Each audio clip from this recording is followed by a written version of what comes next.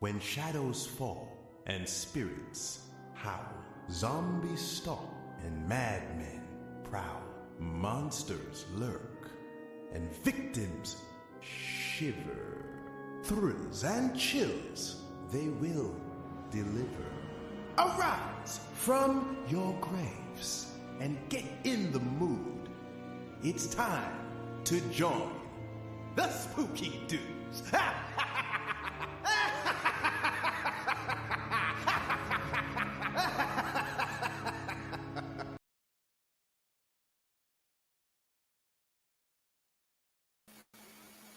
And I'm still muted. There we go. All right, cool. Trying to be professional here. What's up, everybody? All right, we're back for episode 9 here, Spooky Dudes Live. And tonight I have a special guest joining me. It's independent filmmaker and musician, Mr. Jay Crimson. Hey, Jay, how's it going? How's it going, dude? Thanks for having me on. Thank you for doing this. You know, I'm starting to think I'm accepted and sort of loved by the indie horror community. So I'm trying not to get a big head about it, but you know, it's difficult. Right. Well, Jay is coming to us tonight, and he has a movie out on. Well, you can get it on YouTube, and if you guys check out the ticker at the bottom of the stream here, the link to his YouTube channel will come by. The movie's called Green Hell, and I checked it out the other night. And if anybody says, you know, Grindhouse and, you know, grimy cinema is dead, tell them to watch that movie, and they'll say, no, just kidding. It's definitely in that wheelhouse. Well, how's it going, man? It's pretty good.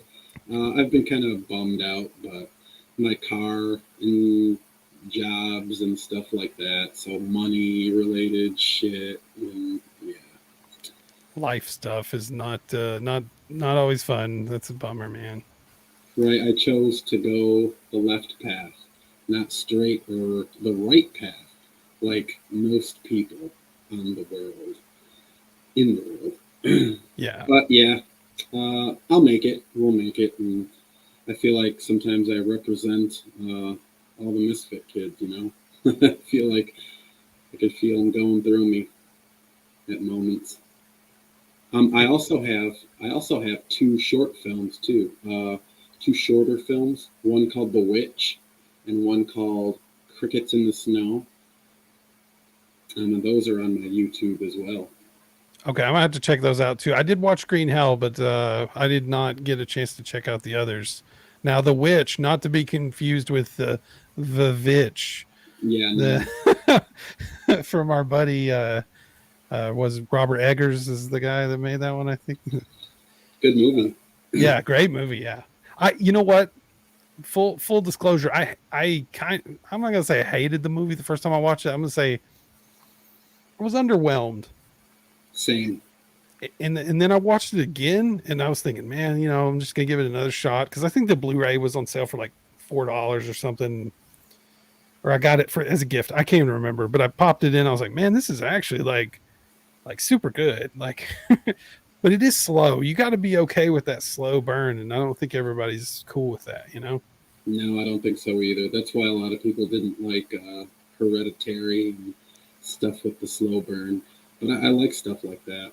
It depends on my mood, but yeah, classic. Sure, yeah. Anything Eggers and Astor do, I'm going to give it a shot at least, you know. But Jay actually reached out to me and, you know, tried to get it on the calendar and get him in here for an episode to talk about indie horror, because that's sort of become the focus of the show, which I'm super excited about. And like you said, something you said just, you know, touched a nerve with what we were talking about before the show, the misfit kid thing, you know, like I think it was, I don't know if it was last episode or the one before, but we were talking about, you know, the horror community and like what sort of brings us all, you know, to like this stuff. It's sort of a feeling like that, right? Like for a lot of people, not everybody, but this kind of feeling of like an outsider, right? Because horror's always kind of been that like subversive, like gutter genre. It's sort of being thought of differently now, but for decades, it's sort of been the greasy, nasty genre of films, right? So I I definitely, that definitely struck a chord when you said that. Right. I feel Well, that. yeah, man. Well, let's get into it, man. So that's a segue into what got you into the genre in the first place. Like what was your genesis into the horror genre, the love of horror? Well, when I was probably 6, 7, or 8, somewhere in there, parents told me, I don't know if you should be watching that John Carpenter movie. I Mm. just, I don't think it's going to go over well, Jason. And I'm like, well, have always been big on doing things my own way and seeing what happens. So even at 6, 7, or 8 years old, and I watched John Carpenter's Halloween in '78 and scared the shit out of me. And the shadow work and the Michael hidden in the background in some shots and stuff, it really got me. And I would see his shape everywhere. And I would have nightmares. And the older I got, the more I realized if something can get a hold on me that much, this is where I need to be. This is where I need to go. And I read an article in one of my, like a Metal Edge magazine when Rob Zombie was still in White Zombie. And he said, well, what you got to do is you kill the man and become the monster. And when I heard that, I was like, well, I'm not going to be a psycho, but I get it. Now I can be a part of creating the scares and be a part of, I can create monsters now. Like, what? Cool. Sounds good to me. So I would say Halloween, but also John Carpenter's Prince of Darkness movie scared the shit out of me when I was a kid. And my buddy Mark was staying the night, and we decided to watch some scary movies. And we did this thing where he would sleep on the couch in the living room, and I would sleep in my room. Not that night though. I was like, dude, can you sleep on the floor by my bed, bro? Like, I don't Did he know. do it? Did he do it? Yeah, he did it, and he thought I was a pussy, and That's hey, that's still a good friend though. That's sleeping on the floor. Oof. he never said that I was a pussy, but I just have a sneaky, I have a, whatever you call it. I have an idea that he might have thought, wow, that hit him hard. He's laughing about it, and the guy turned into crickets. Pray for death, and turns into all the bugs and stuff outside that building. No, I, I felt my heart sink down to my nuts. It was, and when I first seen that movie, and the girl, just really good practical effects in that movie, man. Donald Pleasance made you believe every second of everything, and yeah. So me seeing the early John Carpenter films got me into wanting to film, but I didn't really know how my style would be until I seen Spun, the Jonas Ackerman movie. You ever see Spun? I've actually never seen that movie. Okay, well, it's not a horror movie. It's a drug movie. And John Leguizamo's in it, and he plays like a meth dealer or whatever. And Brittany Murphy's his girlfriend, and Mickey Rourke's in it, and stuff like that. And it's Jonas Ackerland made the Ray of Light video for Madonna, and it was a cool video. I remember that video. You're right. I'm not a hardcore Madonna fan or anything, but the video itself was real trippy, and he likes to do oddball effects, and I like that. And he really did it on Spun, and he's made a couple other movies too. And now I'm not a diehard Jonas Ackerland fan, but I respect the craft, and I think that he just did a really good job with some stuff. And I've always been big on the VHS aesthetic in movies, so I like Green Hell. Sorry, I'm kind of all over the place, scatterbrained. No, you're good, man. Green Hell I filmed it on an old school Sony Handycam. It Yeah. was like the first type of cameras where you could pull out that thing and look at the viewer while you're filming. It Yeah. was Oh yeah. The like the viewfinder. first.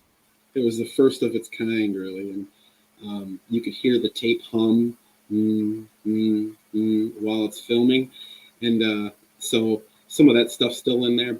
But I wanted to up the ante on the VHS effects and edit the movie together with two VCRs and one television.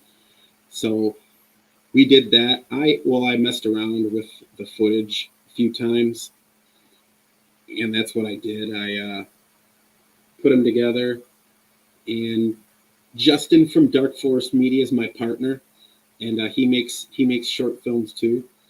Um, but he helped me edit and come up with a feel for Green Hell because some of it was just too insane to use. It didn't make sense.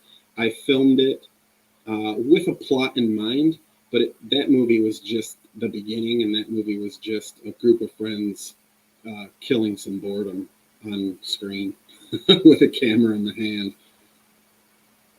Well, I definitely remember the two VCR method from like we did some short films in high school.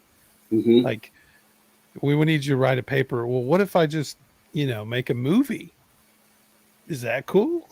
Yeah, that's very creative. Cool. There's like I've got a tape of it somewhere. It's like me getting beheaded, and it was supposed to tie in with the Renaissance period. So I gave some spiel about this is public beheadings during the Renaissance period, blah blah blah blah. And some dude walks up with a painted black Jason mask from like the Walgreens down the block and a long wig, and it cuts the scene. You just hear, and then blood squirts between the camera and and my head is tucked into a shirt. Uh, it's very very juvenile, but that method of editing does create a certain aesthetic for sure. Yeah. Like it is definite old school. And Green Hell, it felt old school. I mean, I certainly never made anything as ambitious as that in high school. I mean, never at all. But it does feel like that. Like it feels like somebody's got a tape and they just recorded their movie. And there's a little, I don't know what you call them, but the little stingers that kind of come in there, like where the tape was edited together, and there's like a little flash of something, which I couldn't tell. Is that is that supposed to be like remnants on the tape, or is that like someone's like sort of drug addled hallucinations? That some of that stuff I couldn't. It's I whatever was you want it to be, really. okay. I Okay. But yeah, definitely a drug addled. Like you're taking part by just watching the movie. Very Um, cool. and that movie's available on Trauma now. Oh, awesome. Oh, okay. Yeah. So that is.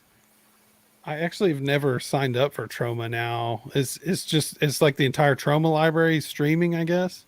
Yeah, and independent filmmakers and stuff like that on Oh there yeah. too. So there's a lot of cool shit on Trauma now, and you can go there, watch.trauma.com. They used to have a ton of stuff on YouTube just for Yeah, free. And I thought that's a weird business model unless you can, I guess, unless you can monetize it. But true. Like it's non-exclusive for me. I have 5 videos up on Trauma now, which would be Green Hell, a J. Crimson film, The Witch, a J. Crimson film, Crickets in the Snow, a J. Crimson film, and 2 music videos by my band, No Class Assassins. nice. Okay, I'm gonna have to check that out. And Trauma now. I just started a new hardcore punk band, Chemical Valley Mutants, and we're like Negative Approach meets Black Flag and Minor Threat type stuff. I really like old school hardcore, pissed off punk like that. So No Class Assassins, more of a alternative hardcore metal, and we're still going to be working on some new stuff here probably within the next year. But the main focus right now is Chemical Valley Mutants and my other band, the Candle Burners, that I play drums in.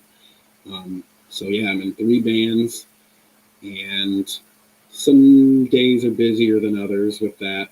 No Class is on kind of a little hiatus right now, but when we get back to that, we'll be recording, I think, our second album, or maybe a half album, like an EP. But it'll be more. It'll have more clean vocals in it, but not whiny bullshit. I think it's going to be more like a Alice in Chains, Faith No More type of vocal in there too. Because I'm a big fan of those bands, and I like the creepy, clean vocals, not the whiny bullshit. We're definitely not emo or anything like that. I can't stand most of that crap. But that's just me. I love Alice in Chains. I love grunge. Yeah. Just mixing that with metal seems to be like a no-brainer. And horror and metal and punk go kind of hand in hand, I think. Yeah.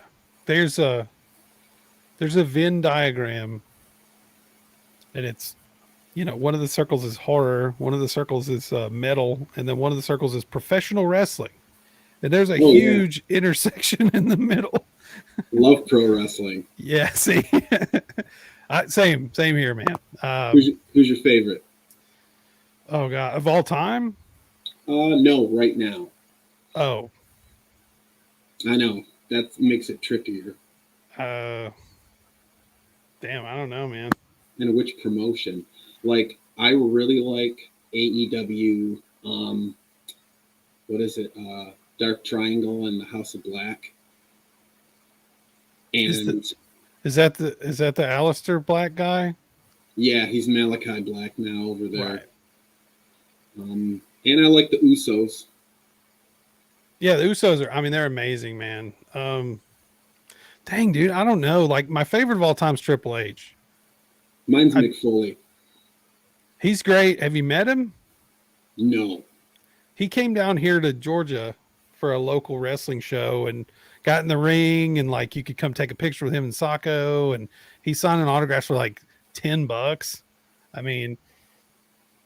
Very nice guy. That's Mick for you. And Mick Foley, I love Triple H too. The Undertaker, Kane. Yeah. Well, Kane is the mayor of Knox County, like not very far from here. He's right. Very different. Glenn Jacobs is very different than his Kane character, but right. Active duty wrestlers right now, I couldn't tell you. I can't watch it enough anymore to really know, but I used to love Ring of Honor. Oh yeah. People talk smack about John Cena, but like, he's kind of the reason that I kind of got into it. Like, I wasn't into wrestling as a kid. I got into wrestling like, I don't know, 6 years ago. Like, no kidding. That's different. Yeah. I'm not used to hearing that kind of thing. No, most people, and the guy that got me into it, my buddy Brandon, he was into it since he was a little kid. He's always talking about how much this was happening on SmackDown and this was on Raw and everything. I'm like, I don't care. Yeah, there he is. Okay. Here's his comment for the night. There's Brandon. Hi, buddy. Wrestling. But yeah, I started watching it, and just like, I bought the DVD of John Cena. They released those like 2-disc sets or whatever. Oh yeah. Like, it went through his whole work ethic and like his day of what he does. And I was like, man, this guy's, regardless of if you like his wrestling gimmick or not, like he's a freaking workhorse, Right. But yeah, that's how I got into it. Really late in the game, my mid 30s.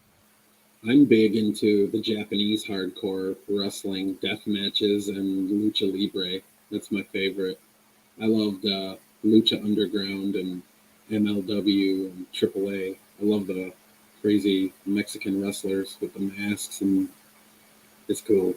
I love death matches though. Barbed wire, CZW, ICW, XPW, stuff like that. You ever get into that stuff? I watched a little bit of like Dark Side of the Ring, like when they're talking about like Nick Gage and oh yeah, Nick Gage.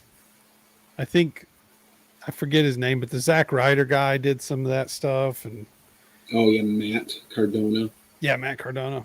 I have trouble with the blood stuff, man. I'm just like, somebody's gonna get something in there, like get hurt real bad. Like, Yeah, they're a different breed of person for sure. But they got good medical staff and all that. oh, John Moxley came from CZW. Yeah, Mox. Yeah, so that Posey is hardcore about wrestling. Like he can. He's the only reason I know any of the history of it at all. He's the only reason I watch any of it, to be honest. But Texas yeah, Death. Texas. Well, you answered my second question, which was what was the first horror film you remember? So we went to Halloween and Prince of Darkness. Another confession on my part: the first time I watched Prince of Darkness, I hated it. Really? Yeah, I was so like I've seen The Thing 1,000 times. I've seen Halloween 1,000 times. Like Escape from New York. I mean, whatever Carpenter movie, I've seen it a lot. Even vampires. But that movie, when I watched it, I was like, what in the hell is going on? Like, I just could not. See you, bro. Bye, Posey. I just could not keep up with what was going on. But, now when I started thinking back to it, though, it's a pretty fascinating movie. Like, I actually like it more now, but I just wasn't prepared. I guess people build it up, Mm-hmm. How old were you? How old were you when you first seen it? I'm 41 now. I'm gonna guess like 32. Okay, so the fact that I seen it when I was like 6, 7, or 8 probably had a hand in me being scared shitless. I'm sure. Yeah. If I would have watched it when I was 32, I feel like I would have had a different look on it. The Alice Cooper scene, though, where he stabs that dude with the bicycle, yeah, of all things, I thought that was really bizarre. But yeah, I mean, John Carpenter, it's not like a homeless person could have gotten their hands on a knife. Nope, it had to be a bicycle. I thought that was the only weird part. Sorry, go ahead. No, it's okay. Alice Cooper. I mean, there's another example. There's horror in rock, and theatricality and stuff. I think honestly he's underused in horror cinema though, because he's in that. He's in what? Freddy's Dead. Oh yeah, he is. Yeah, and Roseanne and Tom Arnold. Mm-hmm. And Wayne's World. It's not really horror, but Milwaukee. That's an awesome movie, dude. Hell yeah! Even the sequel. Yeah, I like it. I like it a lot. They're supposed to be making a part 3. Really? Uh-huh. There's a lot of that going on, man. Like, I think it's cool. I'm down with it. Yeah, I mean, like if they want to make sequels to movies that came out, 20 or 30 years ago, I'm fine with it.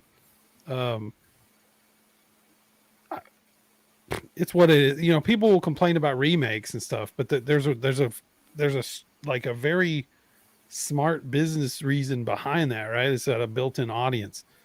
The same reason you want to make a sequel 20 years later and like capitalize on nostalgia. It makes sense.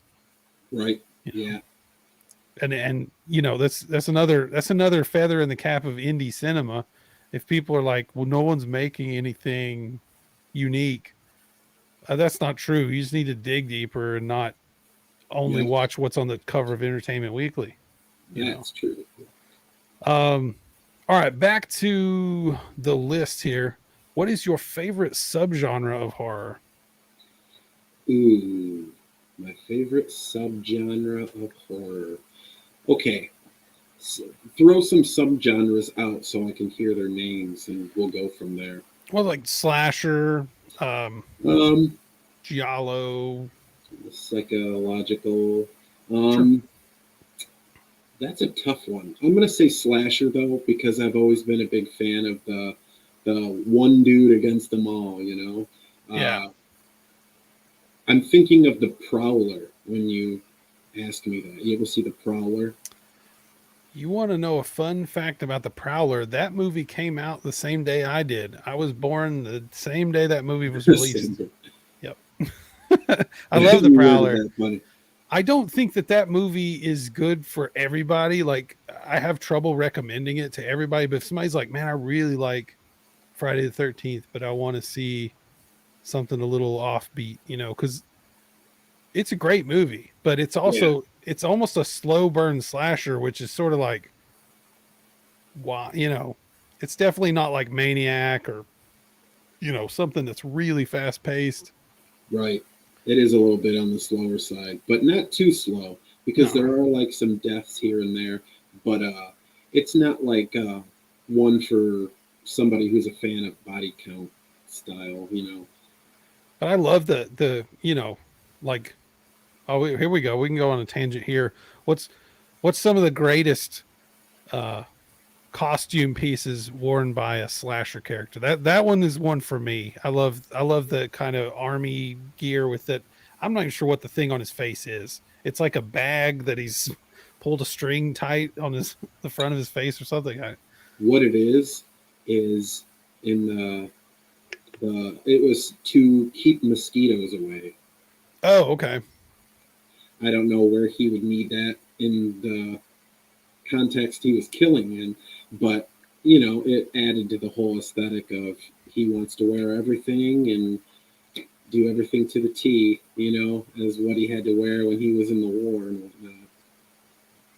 I Good do movie. I do love that look. Yeah. Let's see. Other movies.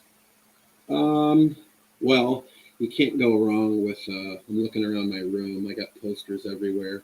I'm gonna say there's Leatherface, so Leatherface always Yeah. looked cool with the apron and the chainsaw and the masks. My favorite, um, when everyone asks me my favorite horror film, I could easily say Halloween '78, but I think I'm going to go with Evil Dead, The Evil Dead, the very first one, for its practical effects, and it was just fucking gross, and I loved it. It's filmed in the town I grew up in. No kidding. Yeah.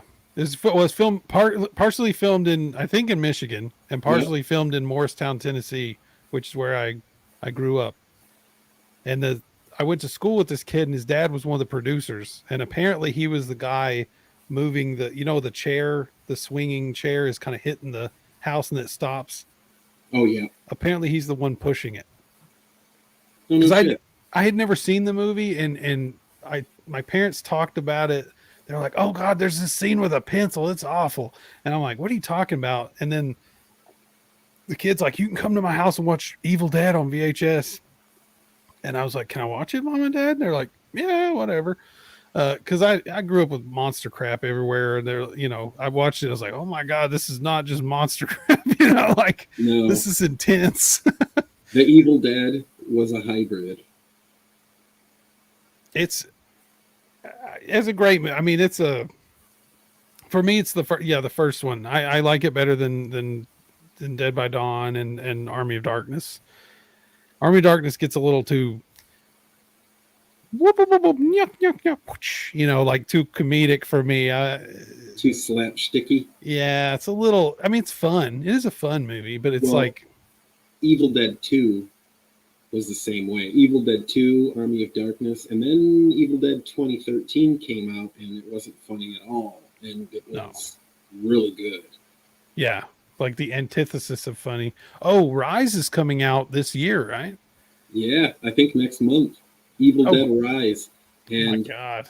I'm really stoked for Evil Dead Rise because they're taking it out of the country and into the city, and that's cool. Yeah. Okay. Yeah. Yeah. I'm pretty excited about that. I watched a little. I wouldn't even call it a trailer. It was like a teaser, Yeah. and Bruce Campbell was like talking about it because I guess he's like an executive producer or something. Mm-hmm. I'll watch it. Just like the Ash versus Army of Dark. Wait, Ash versus Evil Dead TV series. That was good.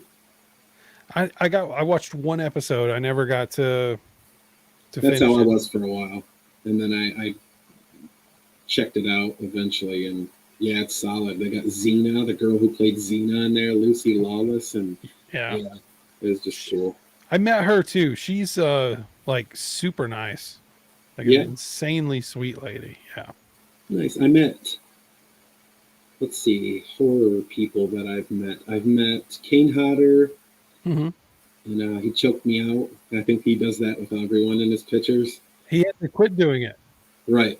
Something Oh, he had happened. to quit? Something happened, and he's not allowed to choke people in pictures anymore. Oh, wow. That's a Or at bummer. least he doesn't. I don't know what the exact. What I was told was that he, somebody complained or something went to the point where he does not do that anymore. I was Well, just it like, makes sense in he's done it to 2023. me like 3 times. I'm okay. But Makes sense in 2023. yeah. Everyone's ass hurts. Yeah. Pretty much. Okay. Least favorite subgenre. Least favorite horror subgenre, if I had to say one, because I love all horror really, but uh, hmm,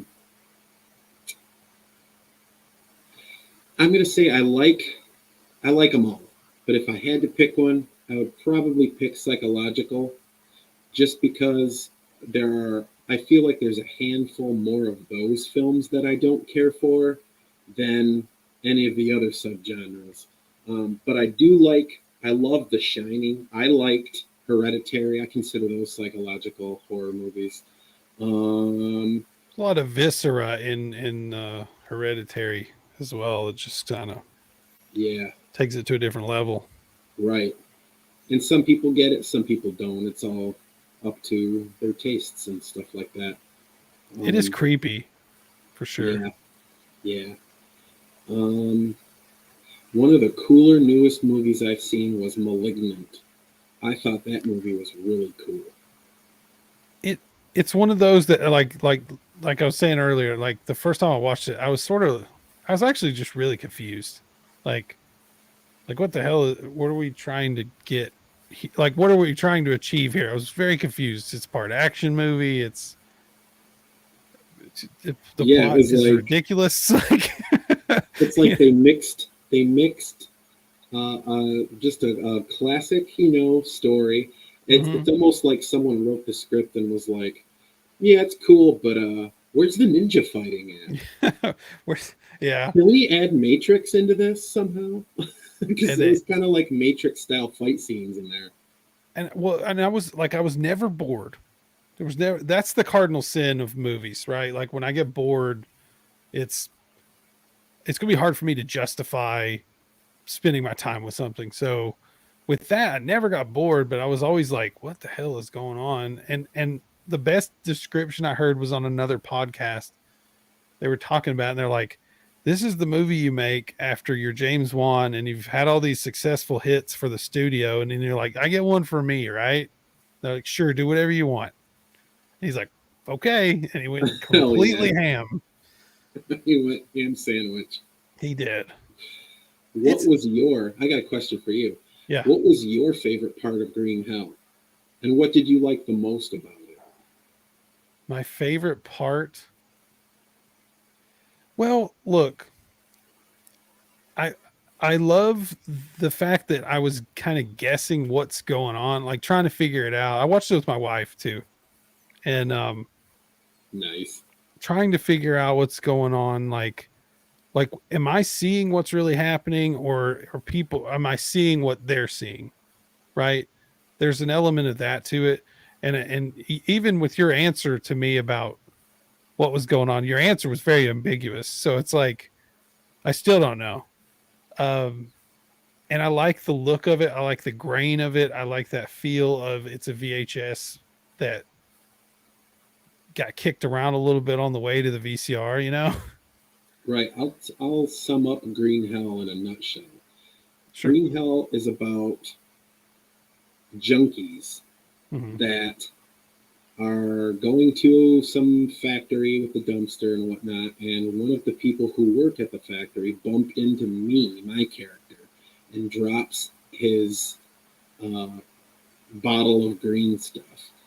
And someone on another podcast asked me if I was influenced by the movie Street Trash, and I I thought was about that when right. watching I it. was kind of influenced by it, but it wasn't something I had in my mind.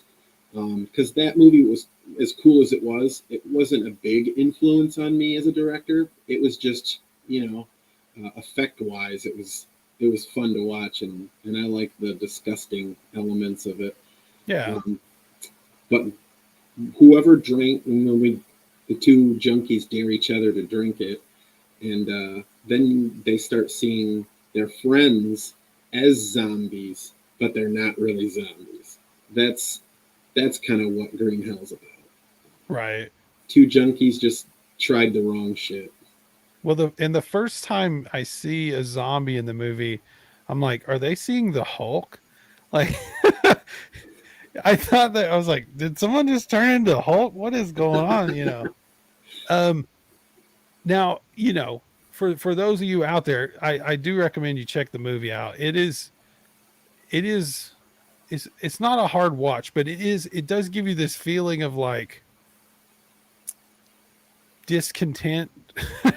You just You're kind of feel like watching a broken VCR tape with messed up tape, like from 2 or 3 different movies. when I started thinking, is that all these people do is just constantly do drugs? That's all. Like they're not even eating, or there's one part of eating with the was it popcorn that the stuff gets into, or Oh, chips, bag of chips? chips. Yeah, the bag of chips. And you guys are all sharing it. And I'm like, oh man, that was in They the shouldn't floor, do that. guys. Come on, They shouldn't be doing that. No, don't do that. don't eat that shit. And I kept saying, oh shit, they're gonna drink the NyQuil again. That's what I kept thinking about, the green NyQuil. Oh, because it was a NyQuil container or a Vicks 44 or whatever. Yeah, I could tell that. It's cool though, man. I enjoyed it. And I like that you splashed in this sort of hallucinogenic.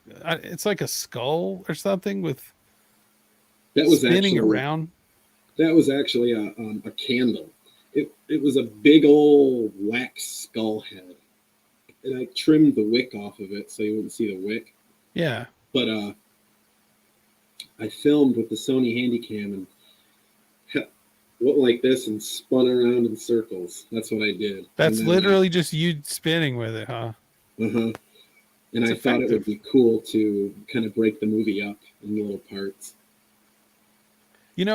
One of my favorite movies that does kind of weird transitions like that, House of a Thousand Corpses.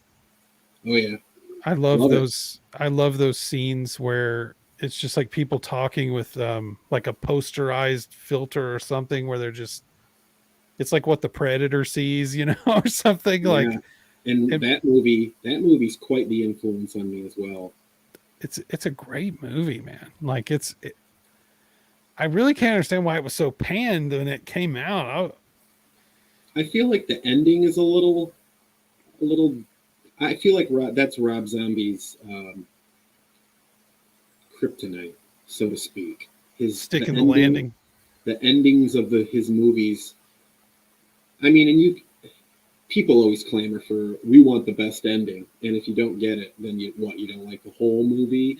I don't know. People are real picky. I know a lot of people didn't like The Happening with Mark Wahlberg, and I thought that was a really jarring movie. I thought it fucked with me for a little bit after I seen that. I don't remember liking it.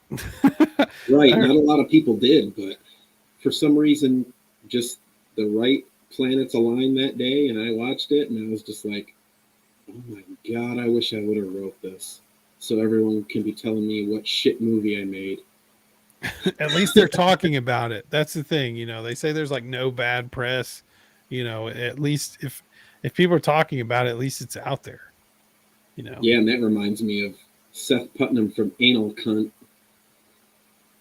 I remember that band with Yeah, he their sent three. his demo into a country radio station, a country magazine, and they actually did a review on it, saying it was the worst thing they ever heard.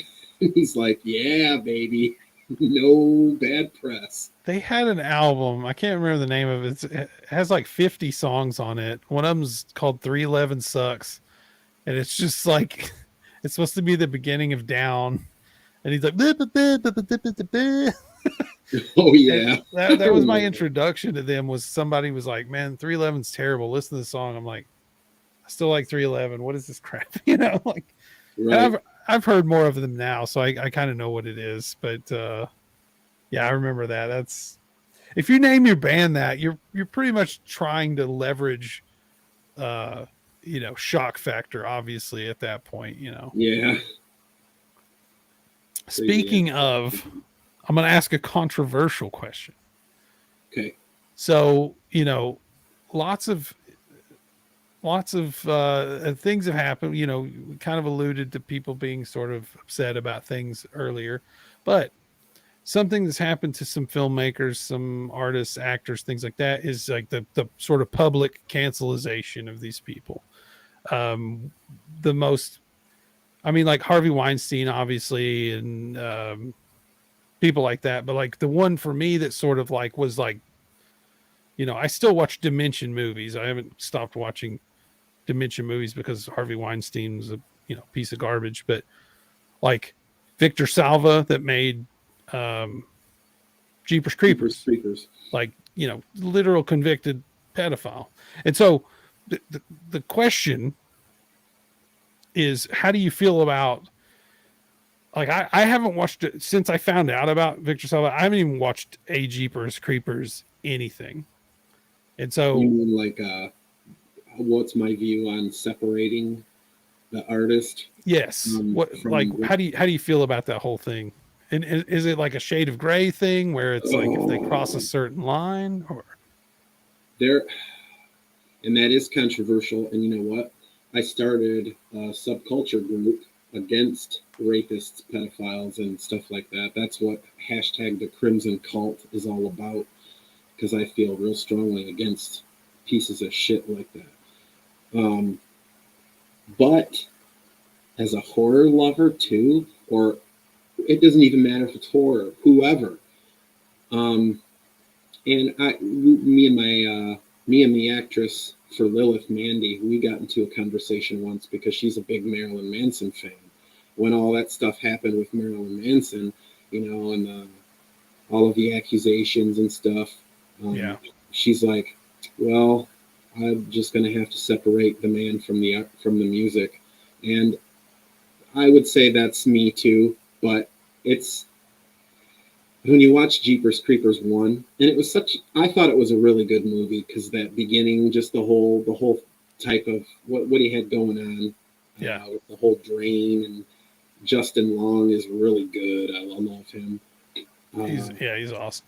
Yeah, I love when he plays a stoner.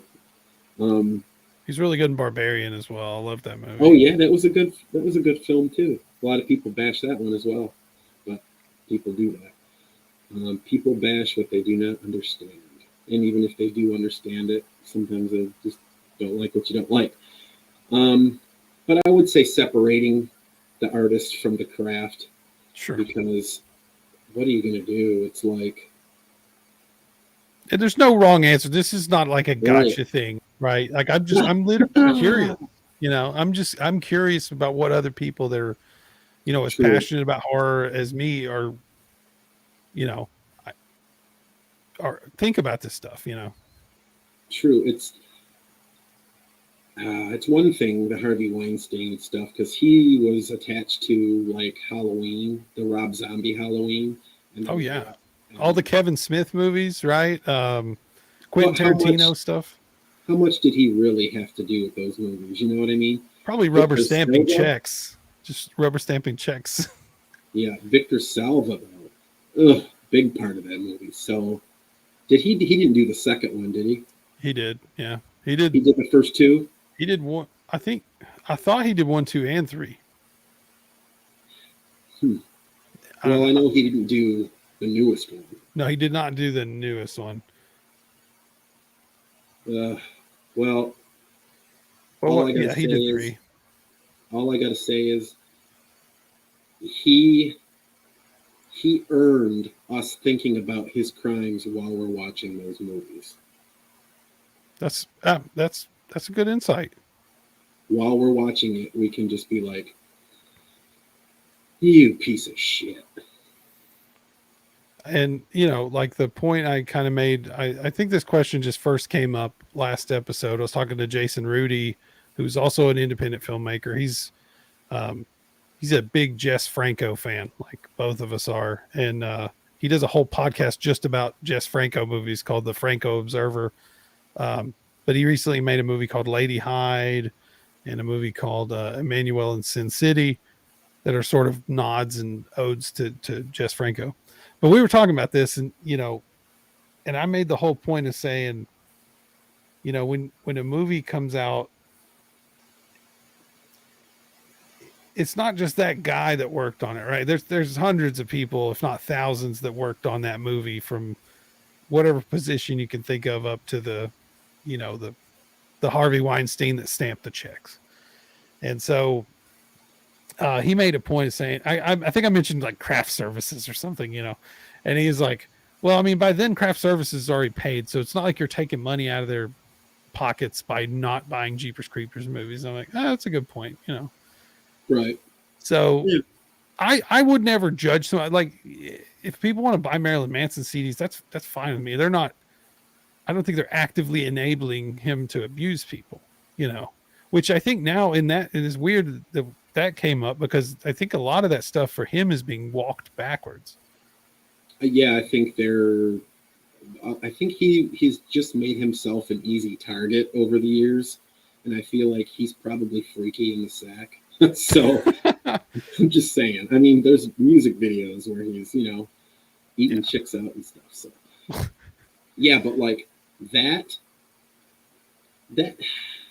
I feel like people are going to come out of the woodwork and try to bring some relevancy to their world by accusing somebody who's in the higher ups.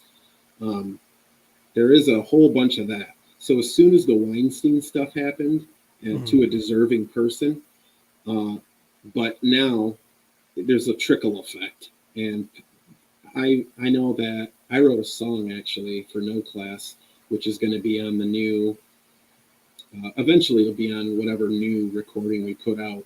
And it's about that friggin' Nicole Eggert. Well, it's not straight up about Nicole Eggert. That'd be weird. But and she was on Charles in Charge. She was the blonde, younger girl. And she came out and said that she accused Scott Baio of rape and all this other stuff while she was on the show, and then later denied it because her publicist told her it would get her some more publicity and it would boost her next project. And that shit's bull. That is bullshit. Yeah. And now you don't know what's going on for real. It's hard to. You want to believe, you always want to believe the victims and things like that. But yeah, I mean, that's why I came up with hashtag the Crimson Cult, to add something positive in an activist kind of way to my Crimson brand. You know what I mean? Yeah. So no, that's good. Yeah, when people watch my stuff, I want people to know that I am all for the greater good, and I am against shit like that. So yeah, I feel like that adds an element to my work. Well, no, I appreciate your answer, man. That's good. I appreciate you asking me. Yeah, no worries. I didn't know we were going to get so deep, man. That's you never know which questions are going to strike a chord with people, Right. All right, this one's a much more of a softball, feel good kind of question. 3 films that every single horror fan needs to see. So someone's fresh into the horror section at their local Blockbuster. What 3 movies do they have to watch?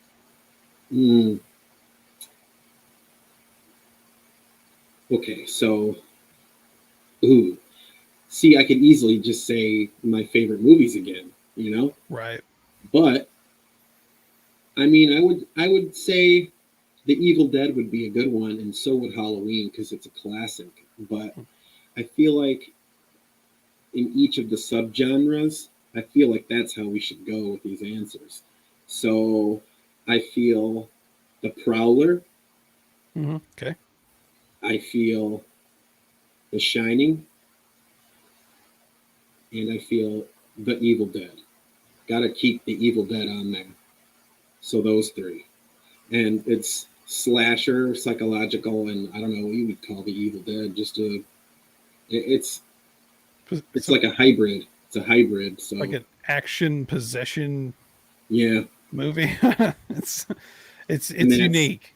that's kind of my well, it's not really my influence for Lilith, but Lilith is a possession film, an artistic, disgusting artistic film. So when is Lilith going to release? Lilith. I'm hoping by Halloween time this year. Cool. If not, I don't want to rush it. We don't want a lot of pointless things in this movie. It's kind of just boom, boom, boom. Um, it does have some build-up parts, but I just wanted it to be real visceral. And the actress did a killer job, Mandy Mahan. She put a lot of money into this too, as well as me. We both kind of threw what we had into the bin, into the hat with this one, and came out with something cool. Me and Justin from Dark Forest Media are still piecing this one together, and so far, it's the most visually entertaining thing I've done, in my opinion. And I don't. It's definitely going to be controversial because I push the ante on what can be shown on screen, and I can guarantee people will see something in this movie that on screen that they've never seen before. Um, right, and Wow. Okay. I wanted to push the boundaries of what you can show on screen. So I don't know. I don't know what sites it's going to be available on once the time comes, because it's a pretty dirty movie, but it's dirty, it's gross, visually entertaining, creepy moments. Like I have a puppet in this movie. I went to the Fiverr site. You ever heard of Fiverr? Oh yeah, I use And Fiverr. I paid a handful of independent artists to do stop motion and claymation in this. So it's live action, it's stop motion. There's some animated parts. There's a scene where she took mushrooms, and there's a whole shroom montage in this. I kind of wanted it to be a movie with little sections of music videos in it, if that makes sense, like to tell the story. So there's a lot of little mini montages in this movie, and like she goes into a trippy hippie store where there's like blacklight posters on the wall, and like the eyes look at her and hands move in the posters and stuff. And we're really taking our time on this, and I think people are gonna either hate it, love it, or love it, hate it. Well, yeah, I mean that's the thing, man. When you're creating art, you just never know what the reaction's going to be, right? Yeah, it's kind of like Green Hell in a sense where I kind of forced you to see something you might not have wanted to see. So I upped the ante in this one. Okay. Well, I can't wait to see it. Then you got me intrigued now because Greenhouse pretty. I mean, it's pretty grimy, man. This movie was all filmed on my Android. Oh, okay. This phone, exactly this phone is what I filmed it on. Man, there are some. I mean, you ever seen Unsane? Unsane. I think it's I a know the Steven band. Soderbergh movie. Ooh, that's not the one. Is he slowly turning into something in that movie? No, it's about a girl who's getting gas lit, I guess, by this dude, and she ends up getting in sort of tricked into putting herself in a mental health facility, and then the dude who's been stalking her becomes an orderly there, and it's the dude from Blair Witch. It's like one of the two guys from the original Blair Witch. Okay, It was all shit. shot on iPhones. Like Okay, I feel like I might have heard about it, read an article about it, but I might not have ever pressed play. So it was I'm not pretty sure. good. It is a psychological, thriller type of movie. But I think it was cool. I mean, especially since it was shot very well just on phones. Yeah, It's sort of amazing. These cameras on these things are insane now. ridiculous. I'm talking to Justin. I was like, so I'm going to start another movie project. He's like, okay, cool. What are you going to film it on? And I'm like, you know, I don't know. He's like, well, you could film it on your phone because your phone is HD. You can transfer the quality and all this stuff. And I did not know during the filming of Lilith, and neither did Mandy, we didn't know that he could do all the crazy stuff that he's doing with it. Because I'm like, wow, that was just right from my phone, and you made that happen? Holy shit, dude. Like, this ups anything I've done by like fucking 60%. Like, I don't know if it's going to be my first full length. I would like it to be, because I just want to have that first full length movie out. Sure. But at the same time, I feel like just because it's a full length doesn't mean that it's going to be any better than a short film. So I don't know. We'll have to see. It's going to turn out cool, and I'm already proud of it. We're not even halfway done through it yet. I still got like 3 or 4 scenes to film. A few more scenes to film, which won't take long. They're kind of pickup shots or cutaways to just to insert in there and make things look a bit more real. So that's kind of where we're at now with it. Lilith, it's not going to be for everybody. It's dark, depressing, not suitable for kids. It's 100% independent. It's in the vein of that too. I don't want things to be ever overproduced and stuff like that. Just like my music, graphic nudity, violence. It's psychedelic as well, and that's the element that's very visual for Lilith. Because I'm a big fan of the trippy satanic panic 60s 70s stuff with the witchcraft and all that, or more than likely it had William Shatner in it. But I remember all those satanic Devil's Reign, movies. man. Yeah, Devil's Reign. That's and what was that other guy movie. He was in a lot of other satanic movies too, with the girls with the knife doing the rituals and shit like that. Oh, Ernest Borgnine. Yeah. Oh yeah. Ernest Borgnine in that movie is doing the little, yeah, he's great. Yep. More like too sweet. Too sweet. Right back to wrestling. See, there it goes. Too sweet. But yeah.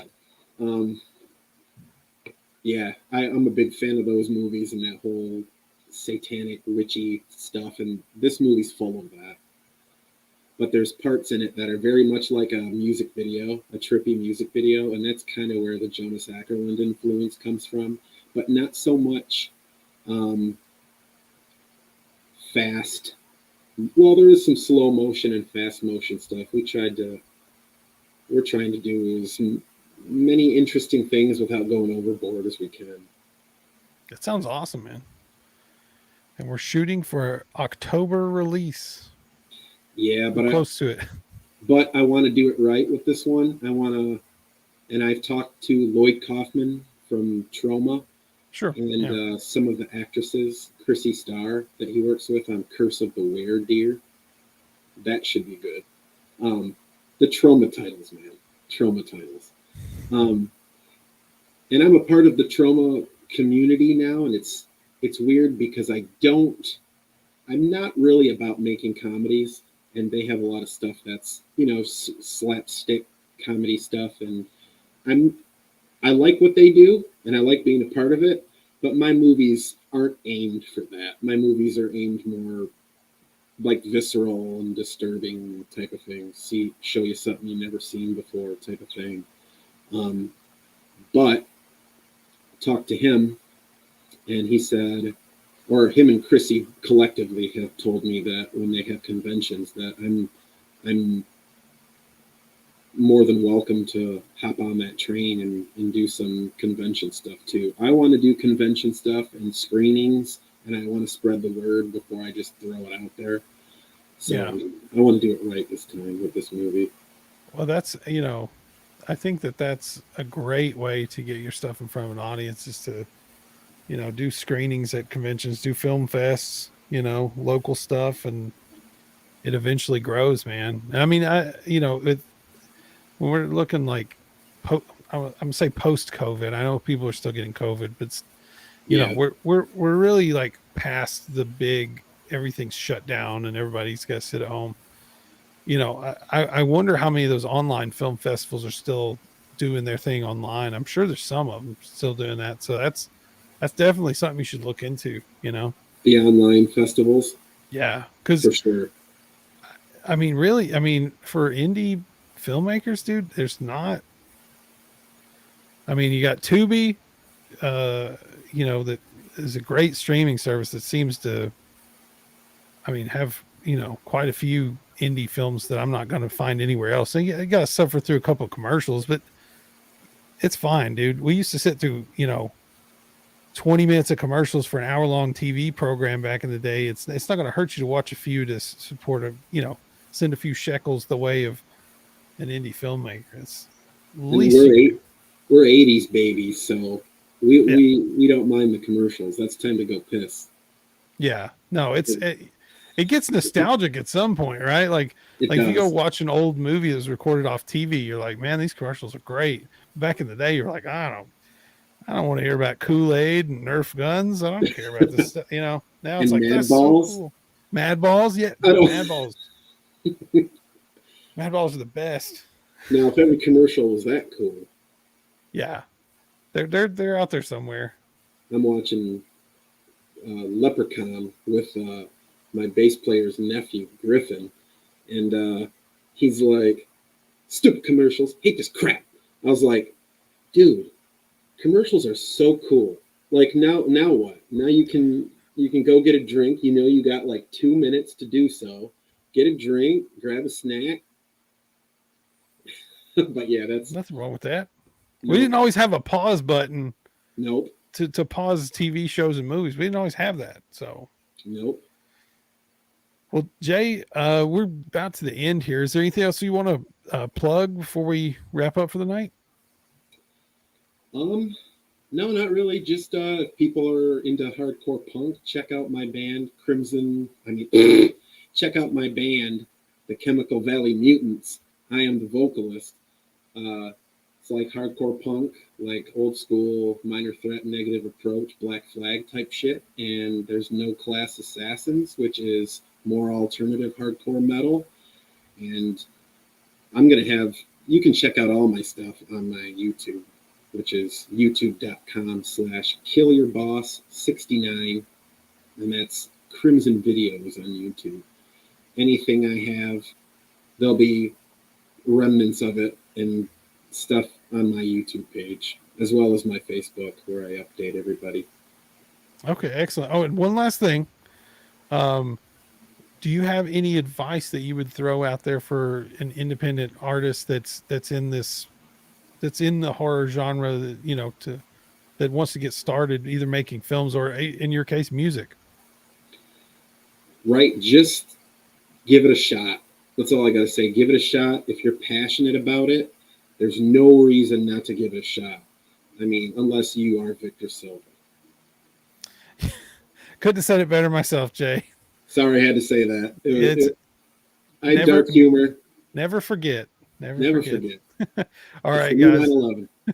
9/11. Thank you, Jay. All right, everybody else, have a great night and stay spooky, my dudes. Thanks for having me